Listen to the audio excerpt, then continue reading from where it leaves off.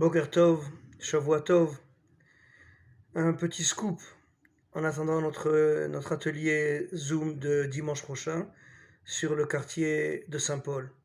Un scoop que nous devons à notre amie Rivka, qui est une des premières adhérentes à notre groupe Bet Avi, une des plus fidèles aussi participantes. Et Rivka nous raconte l'histoire suivante en rapport avec l'attentat de Goldenberg.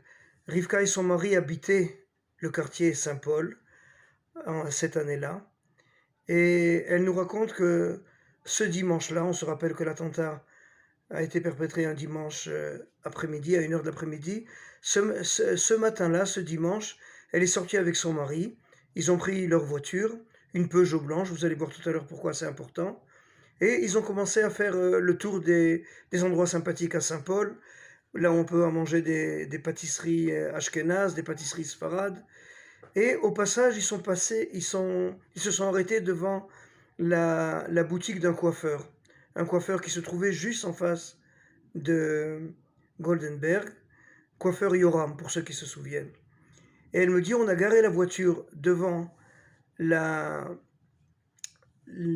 boutique de notre ami Yoram. On est rentré à l'intérieur. On a parlé avec lui une petite demi-heure. Et puis après, on s'est séparés. On est rentré chez nous avec mon mari. Et en rentrant à la maison, on écoute les informations d'une heure. Et le speaker nous dit qu'il y a quelques minutes, un attentat à la grenade et à la mitraillette a eu lieu à l'intérieur du restaurant Goldenberg. Et écoutez bien la suite. Et les témoins affirment avoir vu une Peugeot blanche garée pendant une demi-heure avant l'attentat. Et la police recherche cette voiture-là. Et quand Rivka me raconte cette histoire au téléphone, je lui pose la question, je lui dis, est-ce que la police vous a contacté? Elle me dit non, ça s'est arrêté ici. Pourquoi ce témoignage est important, mes amis?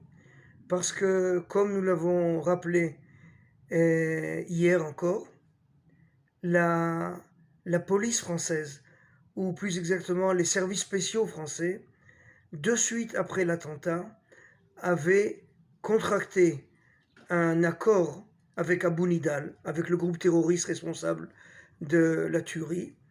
Et l'accord portait sur les deux points suivants. Abu Nidal pouvait continuer, lui et ses hommes, à agir en France, à se servir du territoire français comme une base opérationnelle, mais en contrepartie, il s'engageait à ne pas organiser d'attentats sur le territoire français.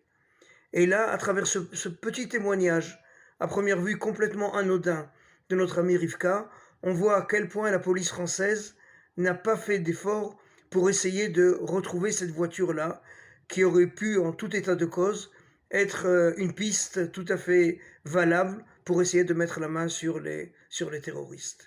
Alors encore une fois, je compte sur votre présence pour la semaine prochaine dans notre atelier du 10 janvier à 11h, et je suis sûr que nous aurons encore beaucoup d'informations importantes à apprendre et à faire découvrir au grand public. Merci, Shavua Tov, à très bientôt.